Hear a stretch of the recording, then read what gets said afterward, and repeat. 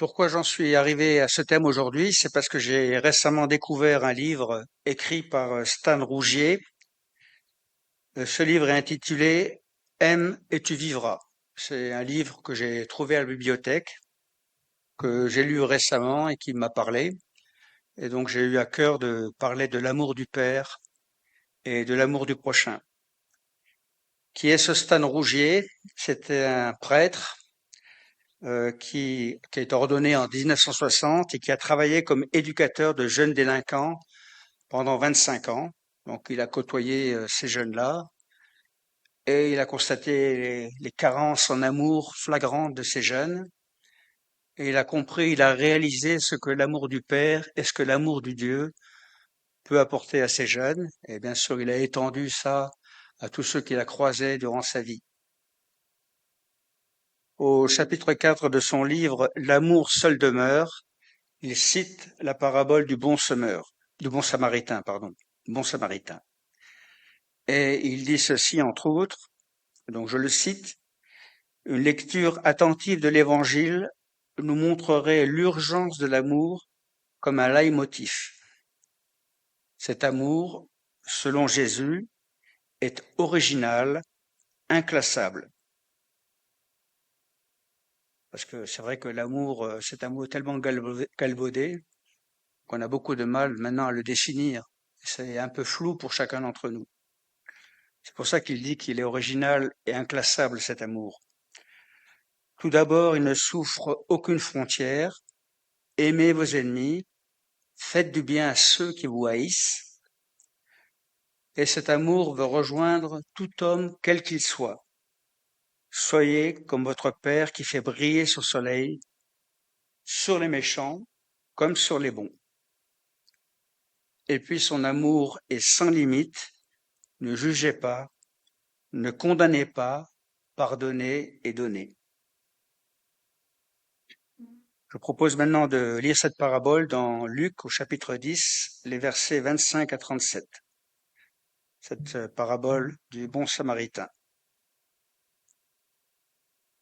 Un maître de la loi intervint alors pour tendre un piège à Jésus. Il lui demanda, Maître, que dois-je faire pour recevoir la vie éternelle? Jésus lui dit, Qu'est-il écrit dans notre loi? Qu'est-ce que tu y lis? L'homme répondit, Tu dois aimer le Seigneur ton Dieu de tout ton cœur, de toute ton âme, de toute ta force et de toute ton intelligence. Et aussi, tu dois aimer ton prochain comme toi-même. Jésus lui dit alors, Tu as bien répondu. Fais cela et tu vivras. Mais le maître de la loi voulait justifier sa question. Il demanda donc à Jésus, Mais qui est mon prochain? Jésus répondit, Un homme descendait de Jérusalem à Jéricho lorsque des brigands l'attaquèrent, lui prirent tout ce qu'il avait, le battirent et s'en allèrent en le laissant à demi-mort. Il se trouva qu'un prêtre descendait cette route. Quand il vit l'homme, il passa de l'autre côté et s'éloigna de la route et s'éloigna. De même, un lévite arriva à cet endroit. Il vit l'homme, passa de l'autre côté de la route et s'éloigna. Mais un Samaritain, qui voyageait par là, arriva près du blessé. Quand il le vit, il en eut profondément pitié. Il s'en approcha encore plus, versa de l'huile et du vin sur ses blessures et les recouvrit de pansements, puis il le plaça sur sa propre bête et le mena dans un hôtel où il prit soin de lui. Le lendemain, il sortit 2 pièces d'argent, les donna à l'hôtelier et lui dit, Prends soin de cet homme. Lorsque je repasserai par ici, je te paierai moi-même ce que tu auras dépensé en plus pour lui. Jésus ajouta, Lequel de ces 3 te semble avoir été le prochain de l'homme attaqué par les brigands? Le maître de la loi répondit, Celui qui a été bon pour lui. Jésus lui dit alors, Va et fais de même. Alors, ce texte que je viens de lire se présente en fait en 2 parties. Il y a d'abord un entretien entre Jésus Et un légiste, c'est-à-dire un scribe, un docteur de la loi, un érudit de la loi, bref, un pro de la religion, on va dire un théologien.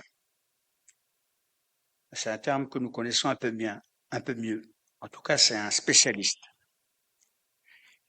Et puis ensuite, en deuxième partie, il y a une parabole proposée par Jésus, c'est-à-dire une histoire qui illustre et rend concret l'enseignement qui est donné. D'abord, la première partie qui est l'entretien préliminaire. La motivation de la question posée par ce spécialiste de la loi me paraît sincère et légitime. Alors c'est vrai qu'elle est mêlée d'un peu de malice. Il est dit pour le mettre à l'épreuve ou pour tendre un piège à Jésus. Et cette question que le légiste pose peut être traduite de la manière suivante. Quoi faire ou accomplir pour obtenir l'approbation de Dieu? Comment faire pour que Dieu m'approuve et qu'il ait un regard bienveillant à mon égard? C'était une question importante et qui était débattue parmi les religieux de l'époque.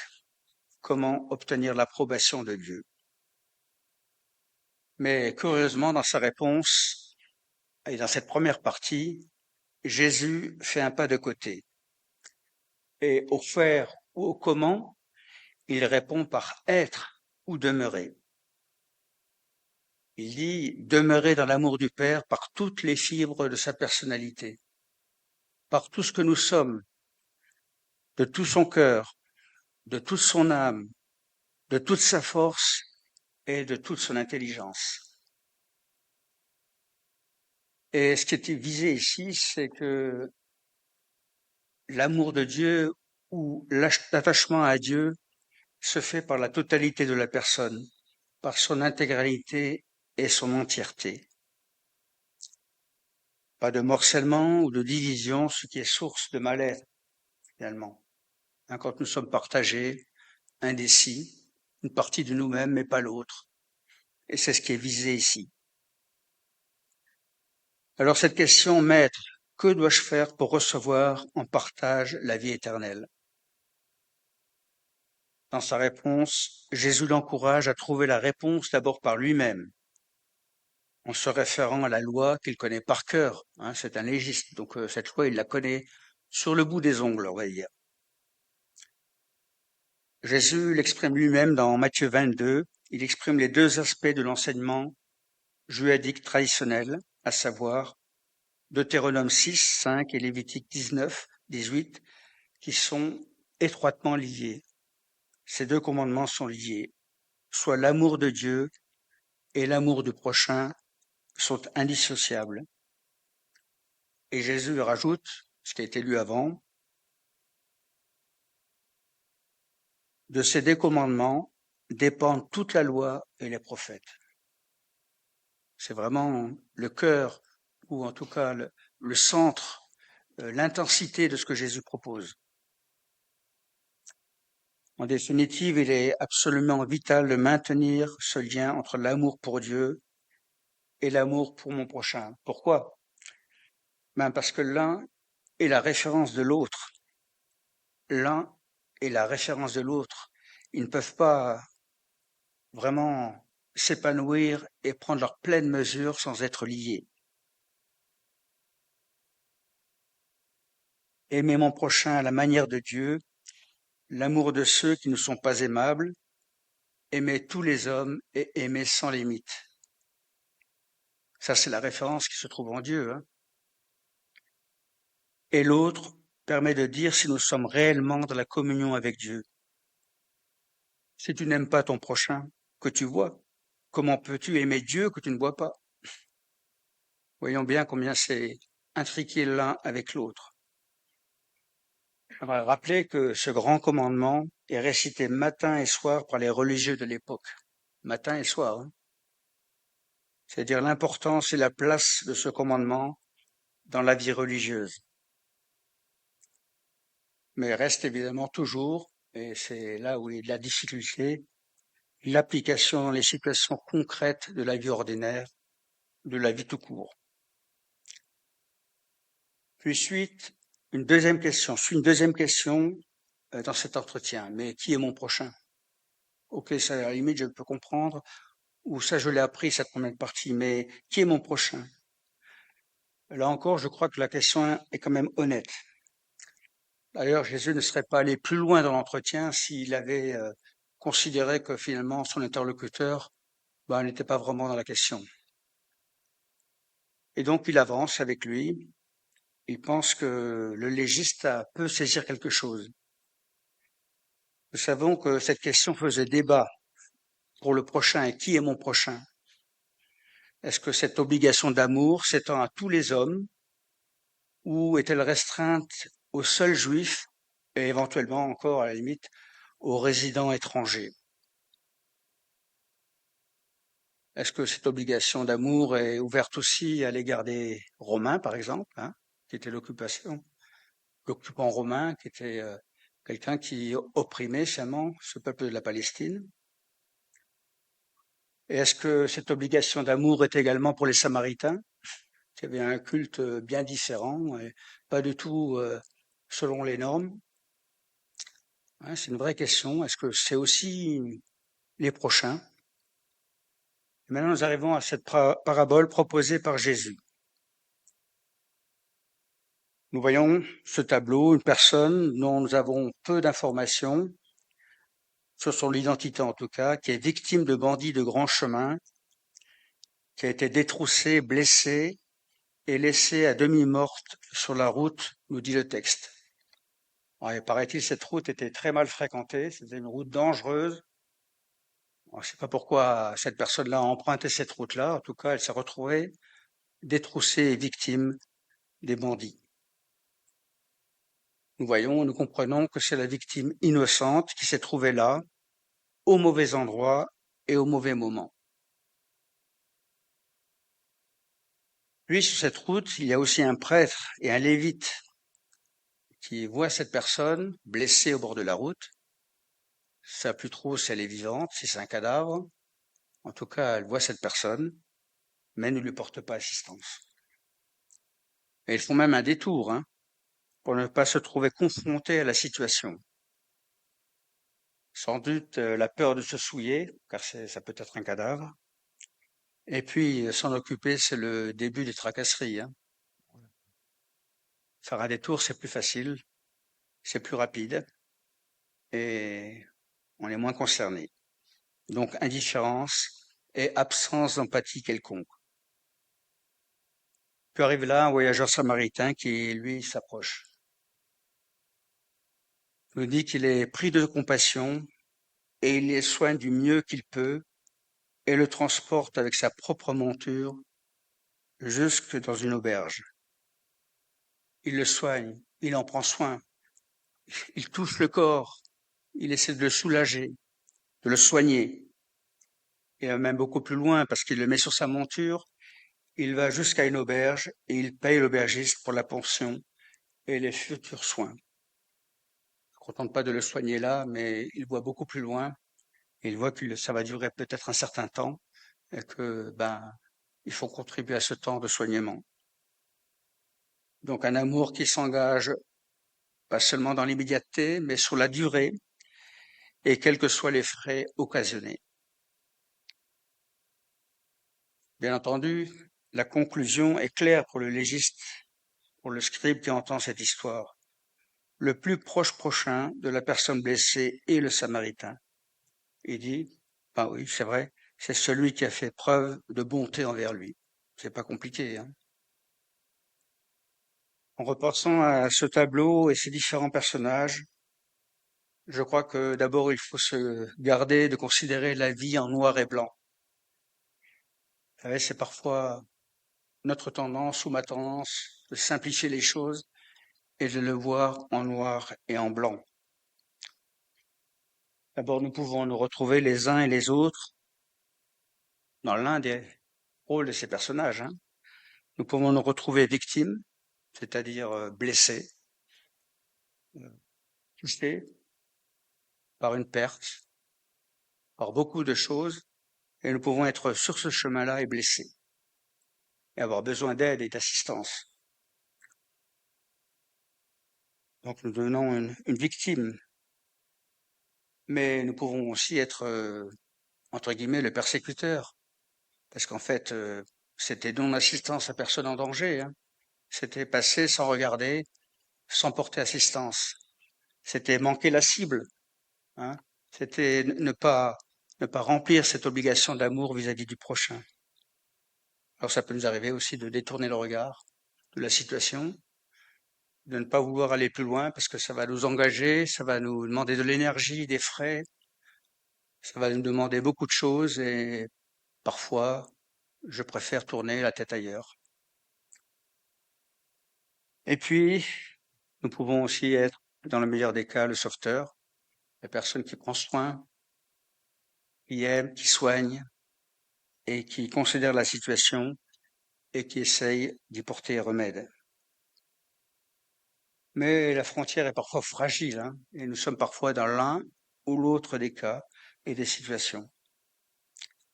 Le point de bascule parfois ne tient pas à grand-chose pour passer d'une catégorie à une autre. Après cette parabole, j'aimerais vous inviter à lire un autre texte qui se trouve dans l'épître de Jean au chapitre 4, les versets 7 à 12. 1 Jean 4, les versets 7 à 12.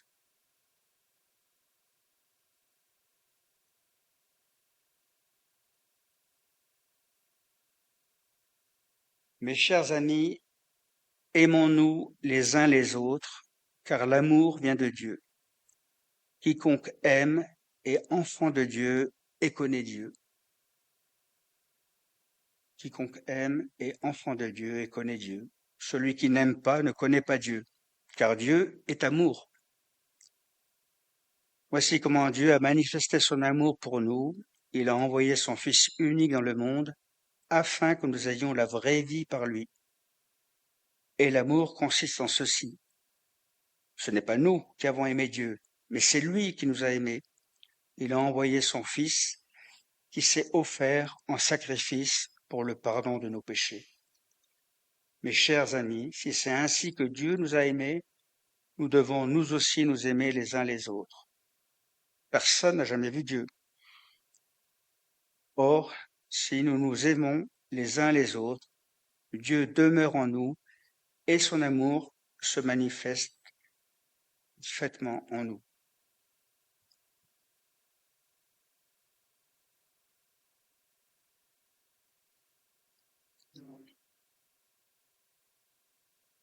C'est un passage un peu plus dense et qui parle toujours de l'amour de Dieu et de l'amour du prochain ou de l'amour entre nous.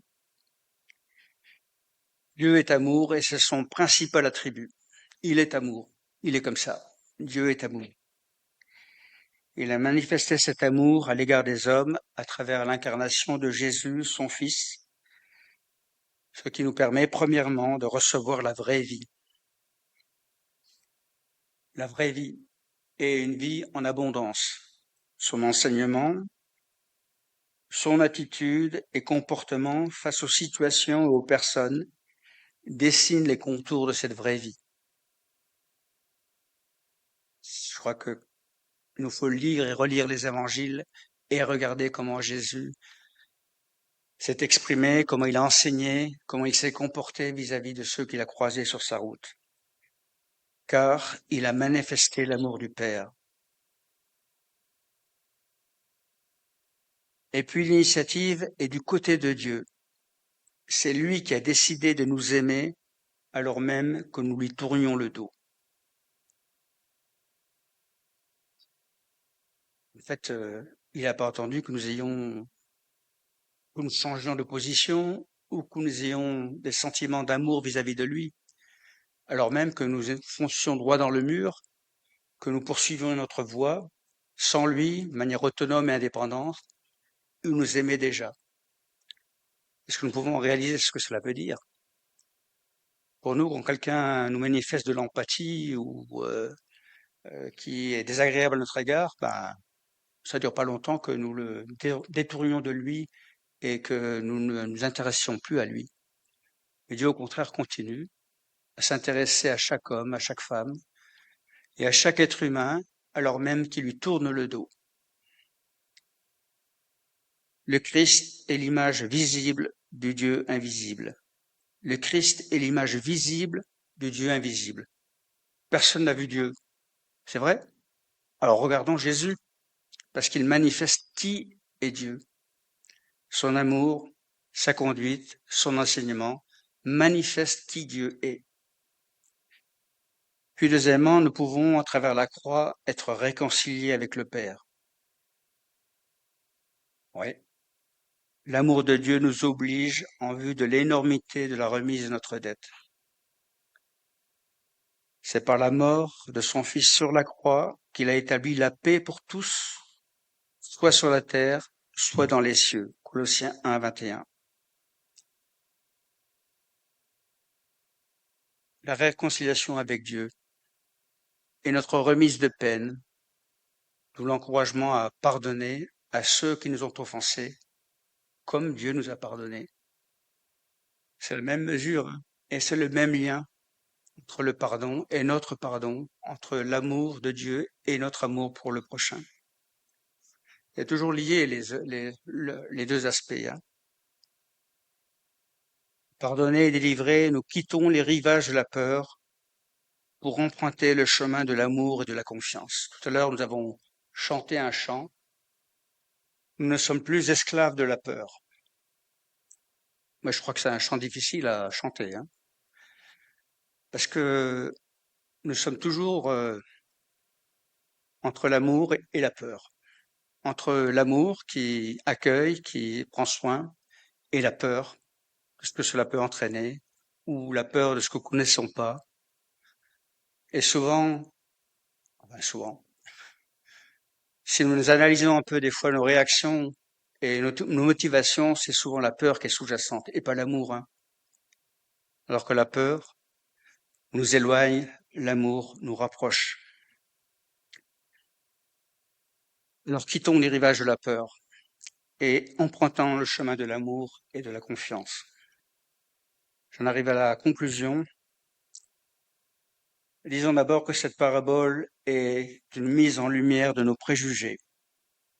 Alors c'est vrai que nous ne connaissons pas l'identité du blessé au bord du chemin. Nous ne savons pas qui c'était, un juif nationaliste, un religieux ou simplement un juif lambda, nous ne connaissons pas.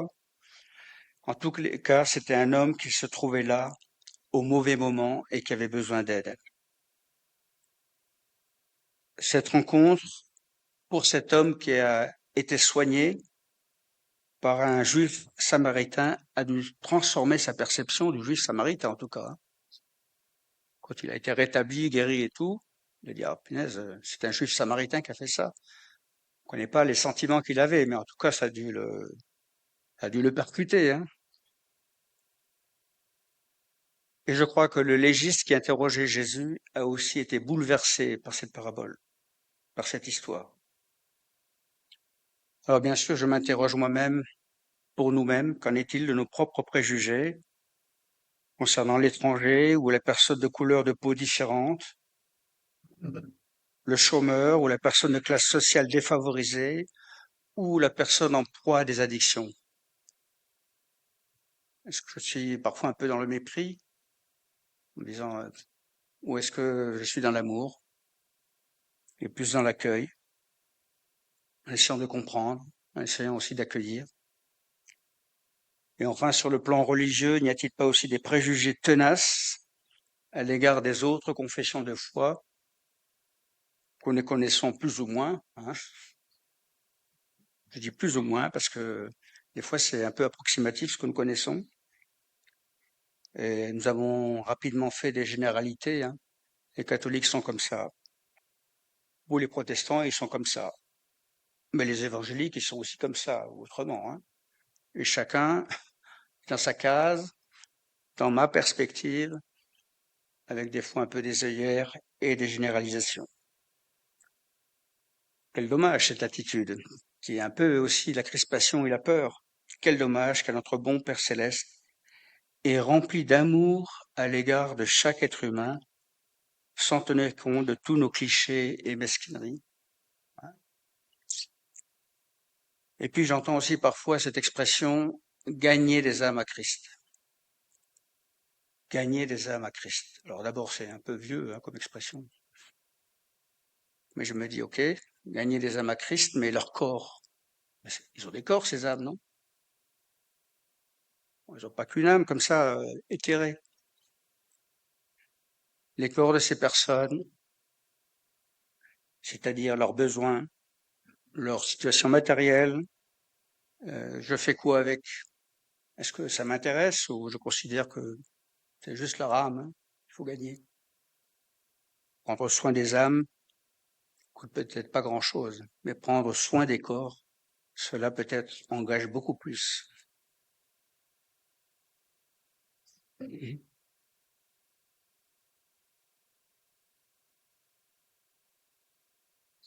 Et puis, ne cherchons pas trop loin où se trouve notre mission et l'occasion pour nous de manifester l'amour du Christ. Ouais, nous avons tous un peu des rêves de notre mission, de ce que nous devons accomplir pour le Seigneur, accomplir, quoi. Comment nous devons manifester cet amour. Parfois, cela se trouve juste sur le chemin habituel que nous empruntons régulièrement.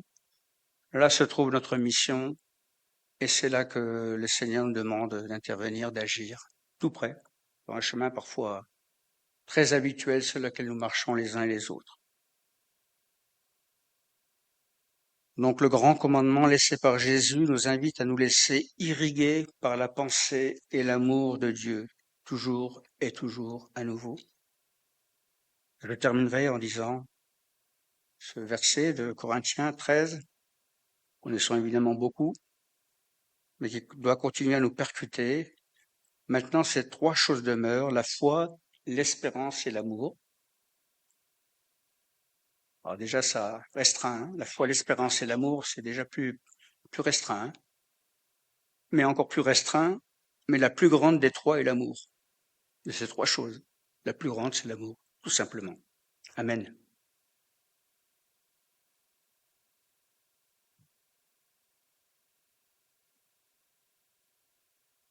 Je vous invite à la prière.